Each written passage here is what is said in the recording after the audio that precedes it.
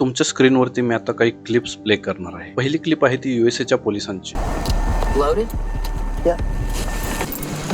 It's not good when you got firearm and drugs together. There might be some. I'm 19. 19? ही दुसरी clip आहे ती British पोलिसांची. Hello, mate. Thanks for a search. You want a face mate? Give me a hand. Reason being, I've seen you on CCTV concealing bottles of alcohol. All right. Prison, so would have been arrested anyway. So as such, he's been arrested for that, as well as the shoplifting offence. आणि आता तिसरी जी clip आहे ती आपल्या Indian पोलिसांची.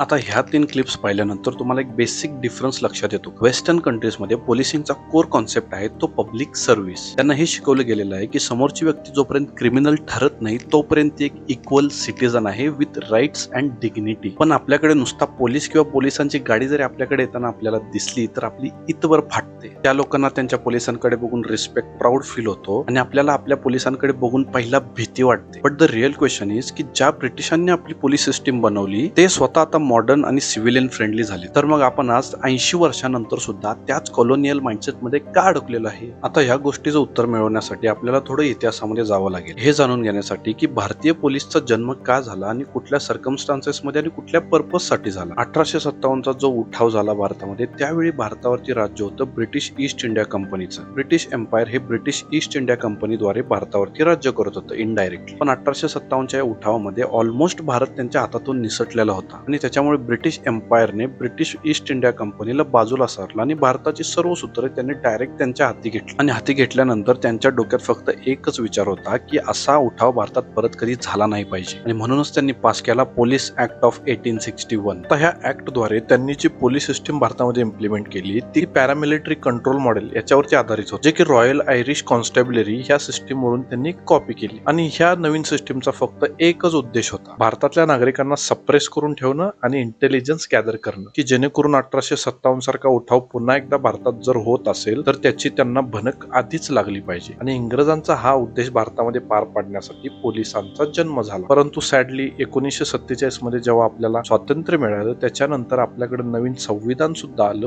खूप साऱ्या गोष्टी चेंज झाल्या. परंतु त्या काळच्या राज्यकर्त्यांनी पोलीस सिस्टीम 1861 चीच ठेवली, कारण त्यावेळच्या राज्यकर्त्यांना हे खूप कन्व्हिनियंट वाटलं लोकांना कंट्रोलमध्ये ठेवण्यासाठी. आता पोलिसांच्या हिस्ट्री नंतर आपण बघूया की इंडियन पोलिसिंग स्टाईल आणि वेस्टर्न मॉडर्नाइज पोलिसिंग स्टाईल याच्यामध्ये मेन डिफरन्स काय. मी तुमच्या समोर काही सिच्युएशन्स मांडणार आहे. त्या सिच्युएशन मध्ये इंडियन पोलीस कशी ऍक्ट करते आणि वेस्टर्न पोलीस कशी ऍक्ट करते याच्यामध्ये आपल्याला डिफरन्स कळून जाईल. आता पहिली सिच्युएशन आहे पब्लिक सोबत मारामारी. आता जेव्हा पण आपण सोशल मीडिया किंवा न्यूज ओपन करतो आपल्याला एक ना एक क्लिप तरी भेटतेच की पोलीस कुठल्या तरी गुंडाला किंवा चोराला रस्त्यावरून मारत नेत असते किंवा कुठल्या नागरिकाला चाटाचाटात कानपाड्या मारत असते किंवा कुणाची तर गाडी जप्त करतात किंवा किल्ली काढून घेतात. हे सगळं आपल्याकडे होत असतं. आणि हा सगळा मारामारीचा प्रसंग जरी कॅमेरामध्ये कैद झाला असेल आणि आपल्या न्याय संहितेनुसार हे जरी इलिगल असलं तरी याच्यावरती काय होत नाही. त्या पोलिसांवरती कुठला गुन्हा दाखल होत नाही किंवा त्यांना कुठल्याही प्रकारचं पनिशमेंट होत. आता यूएसए मध्ये काय सिस्टम आहे बरं, जर एखादा पोलीस ऑफिसर एखाद्या आरोपीला अटक करण्यासाठी गेला असेल आणि तो आरोपी अटकेपासून वाचण्यासाठी जर त्या पोलीस ऑफिसर वरती हल्ला करत असेल तर त्याच वेळी पोलीस ऑफिसरला सेल्फ डिफेन्स साठी त्या हल्ल्याचं प्रत्युत्तर देण्याचं त्याच्याकडे अधिकार आहे. पण जेव्हा पोलीस त्या सस्पेक्टला अटक करतात आणि तो हातकड्यांमध्ये असतो त्यावेळी त्या पोलिसाला अधिकार नाही की त्याच्यावरती त्याने हात उगारावा. आणि जर असं कुठल्या पोलिसानं तसं केलं तर त्याच्यावरती तो सस्पेक्ट किंवा जो अटक केलेली व्यक्ती आहे ती त्याच्यावरती गुन्हा दाखल करू शकते आणि त्याच्यावरती केस करू शकते.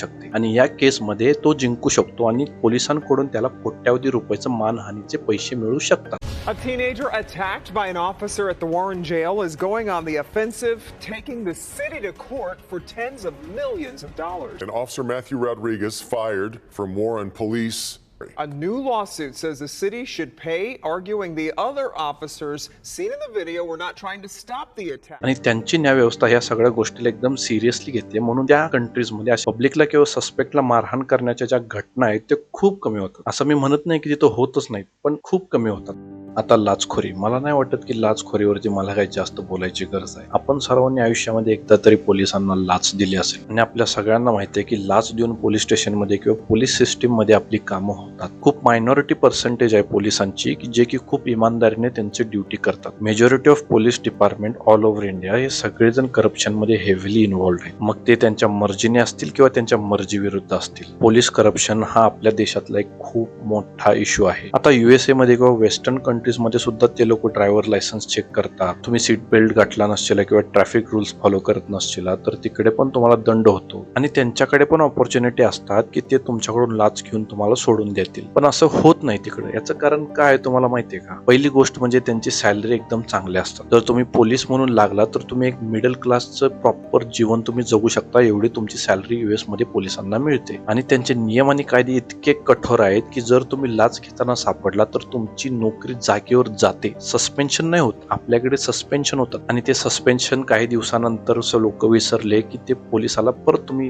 ड्युटीवरती जॉईन करता. पण तिकडे तसं नाही. जर तुम्ही करप्शनच्या ह्याच्यात सापडला तर तुम्हाला डायरेक्ट नोकरीवरून काढलं जातं, तुम्हाला दंड द्यावा लागतो आणि तुम्हाला जेल पण होते. पण आपल्याकडची सिस्टीम एकदम खोकली आहे. आता पॉलिटिकल कंट्रोल हा आपल्या इंडियाच्या पोलीसवरती खूप जास्त आहे. आपल्या सगळ्यांना माहिती आहे ज्याची सत्ता आहे ते पोलीस त्यांची होते. आणि याचं कारण आहे जे मी तुम्हाला आधी सांगितलं होतं की 1861 मध्ये जे ब्रिटिशांनी सिस्टीम बनवली होती की पोलीस त्यांच्या डायरेक्ट कंट्रोलमध्ये to keep control on the people. त्याच्यामुळे पॉलिटिशियन लोकांकडे पोलिसांवरती खूप जास्त पॉवर आहे. जर कोणता पोलीस पॉलिटिकल पार्टीच्या विरुद्ध काम करत असेल तर रातोरात त्याचं ट्रान्सफर करण्याचे अधिकार गृहमंत्र्याकडे किंवा त्या रुलिंग पार्टीकडे असतात आणि तसं ते करू शकतात. त्याच्यामुळे जर कोणी इमानदार पोलीस ऑफिसर जरी आला आणि त्याने काही चांगल्या गोष्टी करण्याचा प्रयत्न केला तर त्याचं रिवॉर्ड म्हणून त्याला कुठल्या तरी दूरच्या ठिकाणी ट्रान्सफर मिळतं. आणि ह्या उलट जर तुम्ही वेस्टर्न कंट्रीजमध्ये किंवा USA मध्ये चेक केला तर पोलीस सिस्टीम ही पॉलिटिकल सिस्टीम पेक्षा एकदम इंडिपेंडेंट असते. तिथे त्यांच्या शेरिफसाठी किंवा पोलीस चीफसाठी ऍक्च्युअली इलेक्शन्स होतात. जनता निवडून देते त्यांचा पोलीस कमिशनर किंवा पोलीस चीफ कोण असतो ते. आणि या गोष्टीमुळे आपल्या पोलिसांवरती पॉलिटिकल लोकांचा खूप जास्त प्रेशर असतं. कारण आपल्या पॉलिटिकल लोकांमध्ये एवढी पॉवर असते की ते एका पोलिसाचं करिअर ते खराब करू शकते. त्याच्यामुळे पोलीस सुद्धा पॉलिटिकल लोकांसोबत एकदम सांभाळून वागतात. तर याच्यावरती आता सोल्युशन काय? तर याच्यावरती जे सोल्युशन आहे ते आपल्या सुप्रीम कोर्टाने 2006 मध्येच दिलेले होते. परंतु आपल्या स्टेट गव्हर्नमेंट्सने हे इम्प्लिमेंट केलं नाहीये. कारण पोलिसांवरचा त्यांचा कंट्रोल गेला तर त्यांचा पब्लिकवरचा कंट्रोल जाणार हे त्यांना माहिती आहे. त्याच्यामुळे त्यांनी हे रिफॉर्म्स इम्प्लिमेंट केले नाहीये. पण आता कोणते रिफॉर्म्स आहेत जे सुप्रीम कोर्टाने आपल्या गव्हर्नमेंटसाठी दिलेले? Reform number 1, separate law and order from investigation. तर याचा अर्थ काय? तर आपल्या पोलीस डिपार्टमेंटमध्ये जेवढे पण पोलीस आहेत तेच सेम पोलीस एखाद्या मर्डर केसवरती डिटेक्टिव्ह म्हणून काम करत असतात. आणि तेच पोलीस जर एखादा VIP शहरात आला असेल आणि त्याची कुठली सभा असेल तर त्या सभेचं नियंत्रण करण्यासाठी सुद्धा तेच पोलीस असतात. आणि याच्यामुळे पोलिसांचा महत्वाचा वेळ जे की ते क्राईम सॉल्व्ह करण्यामध्ये जायला पाहिजे होतं ते या सभांमध्ये लोकांना नियंत्रण करण्यामध्ये जातं. त्याच्यामुळे लॉ आणि ऑर्डर सांभाळणारी एक वेगळी टीम केली पाहिजे आणि डिटेक्टिव्ह साठी एक वेगळी टीम केली पाहिजे. आता अशी सिस्टीम्स UK, जर्मनी आणि बाकी वेस्टर्न कंट्रीज मध्ये आहेत. जसे की त्यांचं लॉ आणि ऑर्डर मेंटेन करण्यासाठी एक पेट्रोल टीम असते जी की फक्त रस्त्यांवरून फिरत असते किंवा पब्लिक गॅदरिंग असेल तिथं क्राऊड कंट्रोल करण्यासाठी येत असतात. आणि त्यांचे डिटेक्टिव्ह हे वेगळे असतात जे की क्रिमिनल केसेसवरती इन्व्हेस्टिगेशन करत असतात. रिफॉर्म नंबर 2,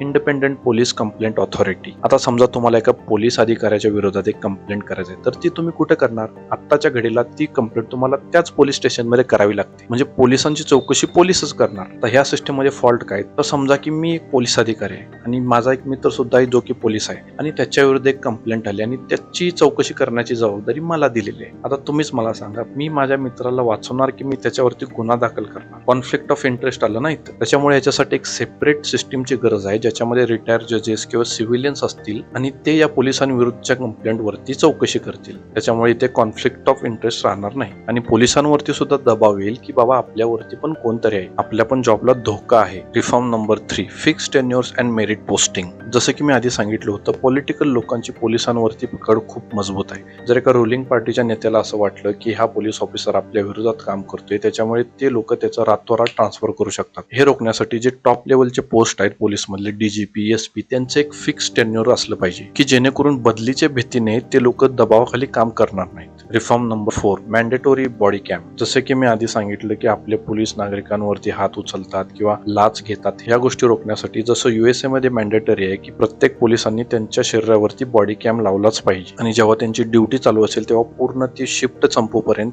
त्यांचा बॉडी कॅम चालूच असला पाहिजे. असं जर मॅन्डेटरी केलं तर नागरिकांवरती जो दुर्व्यवहार होतो आणि लाचखोरी होते त्याच्यावरती जम बसेल. Reform number 5, revise compensation and working hours. आता आपल्याला माहिती आहे की आपली पॉलिसी ओव्हरवर्कड आहे. 14-14, 16-16, 18-18 तासाच्या त्यांच्या ड्युटी असतात आणि जे की ते ओव्हर टाइम काम करतात त्यांना पैसे सुद्धा मिळत नाहीत. सो त्याच्यामुळे एक स्ट्रिक्ट 8 आवर्सची शिफ्ट त्यांच्यासाठी फायनल केली पाहिजे आणि 8 आवर्स सोडून जेवढे पण ते काय एक्स्ट्रा काम करतात त्याचे त्यांना प्रॉपर कॉम्पेन्सेशन मिळालं पाहिजे ओव्हर टाइमचं. आणि याच्यासोबत प्रॉपर सायकोलॉजिकल काउन्सिलिंग सुद्धा झाली पाहिजे आणि वेळोवेळी अपडेटेड त्यांची ट्रेनिंग सुद्धा झाली पाहिजे. जर आपल्याला वाटतं की आपला देश एक सुपर पॉवर बनावा, एक विश्व गुरु बनावा, तर आपण 1861च्या लाठी दंडा माइंडसेटने आपला देश नाही चालवू शकत. पोलिसांना सामान्य नागरिकांचं शिल्ड बनायची गरज आहे, पॉलिटिकल पार्टीचं वेपन नाही. तुम्हाला काय वाटते, पोलीस डिपार्टमेंटमध्ये सगळ्यात आधी कुठला रिफॉर्म झाला पाहिजे? खाली कॉमेंट सेक्शन मध्ये मला नक्की सांगा. आणि मी जे काय आता बोललेलो आहे ते जर तुम्हाला पटलं असेल तर व्हिडिओला लाईक नक्की करा आणि अशाच अजून व्हिडिओसाठी आत्ताच चॅनलला सबस्क्राईब करा. जय हिंद, जय महाराष्ट्र.